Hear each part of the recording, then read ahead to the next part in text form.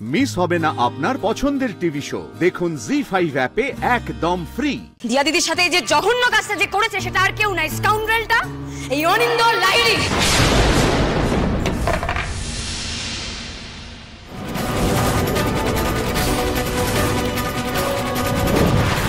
আমি এখনো ভুলতে পারছি না। আরে প্রহ্লাদ কিভাবে কথাটা বলল? ঠিকই তো বলেছে দিদি ভাই। দিয়া তো সত্যি এই বাড়ির মেয়ে। কত বছর আছে বলো তো এ বাড়িতে, তারপরও দিয়ার সাথে এরকম একটা অন্যায় হলো, এই বাড়িতেই হলো।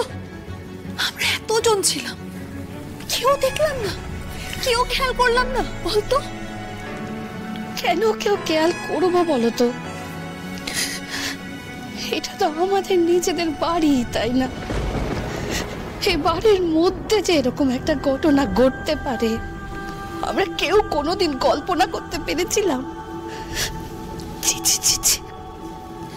মেয়েদের কি বাড়ির মধ্যেও আর কোনো সুরক্ষা রইল না, তাই না?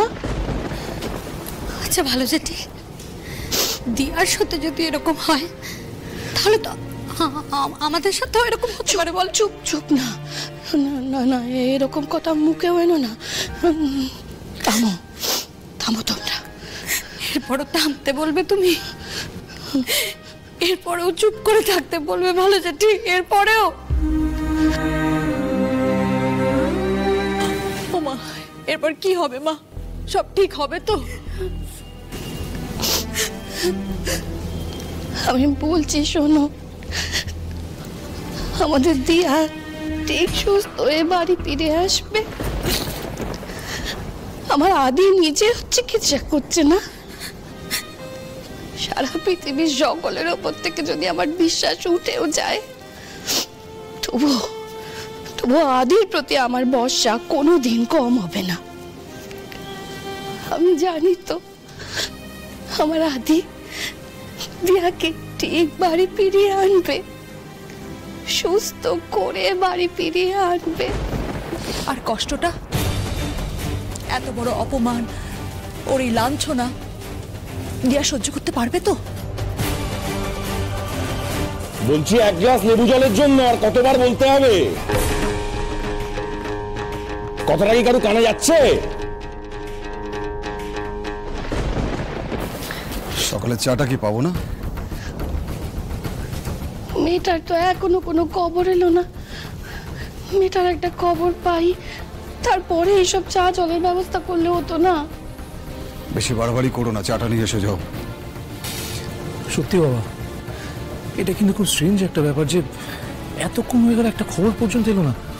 আচ্ছা আদি তো আমাদেরকে বলেছিল যে ভোরবেলার মধ্যে দিয়ার জ্ঞান ফিরে আসবে, বলেছিল তো এটা। আরে তুমি হাঁ করে কি দেখছো? যাও চাটা বানিয়ে আনো।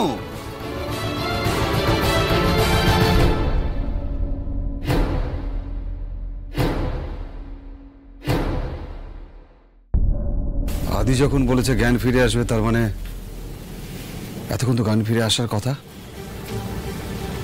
দিয়া তো তাহলে কারণ না কারণ নাম বলে দিয়েছে এতক্ষণ।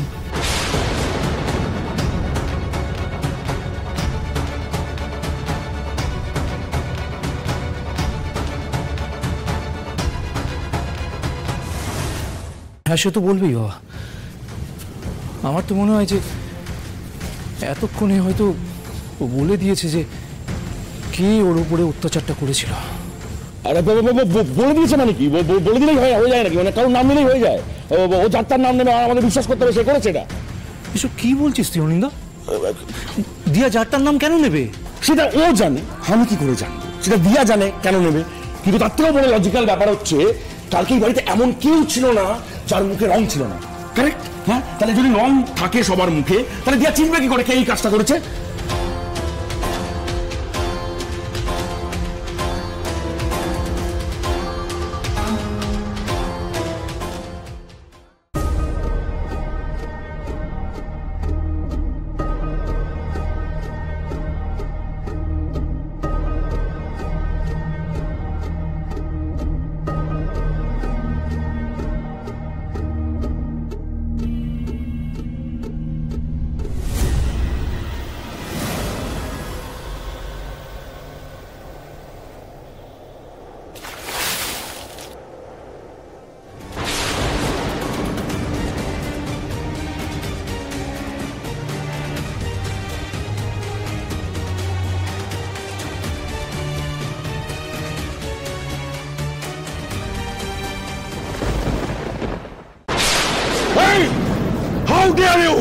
তোমার এত বড় সাহস, তুমি আমাকে জল ছুঁড়ে মারলে। সাহস আর কোথায় দেখাতে পারলাম দাদা? সাহস যদি থাকতো না তাহলে গরম চা ছুঁড়ে আপনার মুখে মারতাম, আর সেটাই উচিত।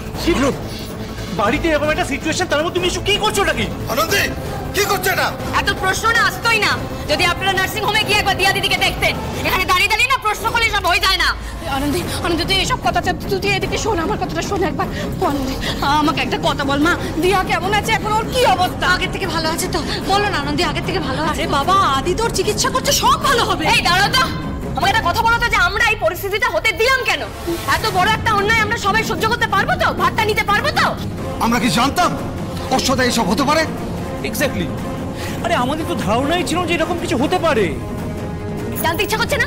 জানতে ইচ্ছা করছে না যে অভাবনীয় কাজটা কে করেছে? হ্যাঁ, কেন আমি এরকম একটা কাজ করলাম? জানতে ইচ্ছা করছে না? অবশ্যই আমাকে জানতেই হবে, আর শুধু জানবো না, উচিত ব্যবস্থাও নেবো আমি। ঠিক তো? কথাটা মনে থাকবে? একদম। যে কথাটা আমাকে বলে মনে থাকবে? মনে থাকবে। এই এই আনন্দী, তুমি কি বলতে চাইছো? আমরা জেনে শুনে ওকে কোনো শাস্তি দিতাম না? নাও দিতে পারেন। এখন যদি আপনারা জেনে যান যে যে কাজটা করেছে সে আমাদেরই একজন, তাহলে আপনারা পাল্টি খেতেই পারেন, আর সেটা তো আপনাদের রক্তে আছে। পাল্টি খাবার তুই ঠিক বলেছিস, যা বলেছি একদম ঠিক বলেছিস। আমাদের বাড়ির মধ্যেকার একজন মানে তুই কি বলতে চাইছিস আনন্দী?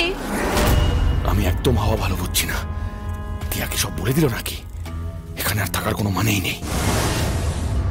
আরে সবাই তো আমাদের গেস্ট, আমাদের পরিচিত। আরে এইরকম একটা নোংরা কাজ কে করবে তুই বল? এইরকম একটা নোংরা কাজ যেই করে থাকুক না কেন, যেই নোংরা কাজটা করেছে সে তো পালাতে পারবে না, কারণ সে তো ধরা পড়ে গেছে। মানে কি বলতে চাইছো নাকি তুমি? আরে তো তুই শুনছিস কেন? ও যা বলবে সেটা শুনতে হবে নাকি? হ্যাঁ, শুনতে হবে, শুনতে হবে, কারণ দিয়া দিদি নিজের মুখে নাম বলেছে, ওই অবস্থাতে বলেছে, আর ও বলেছে বলে আপনাদের প্রত্যেককে শুনতে হবে।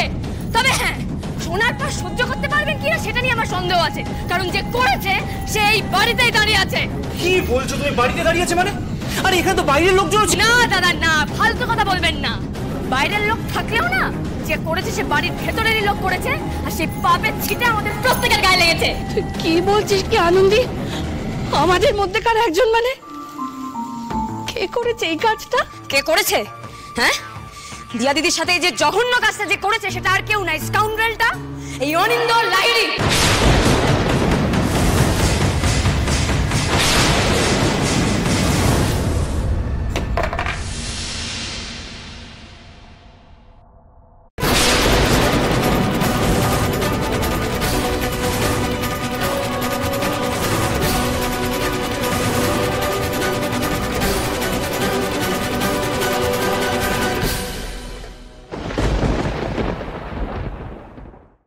জি5 ডাউনলোড করুন আর সব এপিসোড দেখুন একদম ফ্রি।